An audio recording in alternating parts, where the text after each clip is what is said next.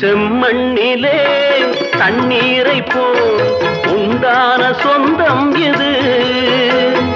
சிந்தாமணி ஜோதியை போல் ஒன்றான பந்தம் இது. தங்கை அல்ல தங்கை அல்ல தாயானவள், கோடி பாடல் நான் பாட பொருளானாள். ஒரு தங்க ரதத்தில் பொன் மஞ்சள் நிலவு, ஒரு தங்க ரதத்தில் பொன் மஞ்சள் நிலவு.